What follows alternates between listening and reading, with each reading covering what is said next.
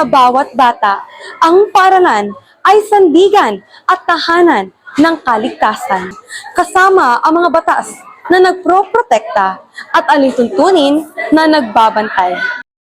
Sa halip na katahimikan, ngayon ay sigaw, takot at trahedya ating nasasaksihan.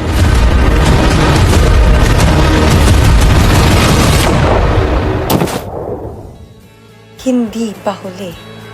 Sa maigpit na seguridad, bukas na komunikasyon at malasakit sa isa't isa, maaari nating pigilan na ang susunod na trahedya.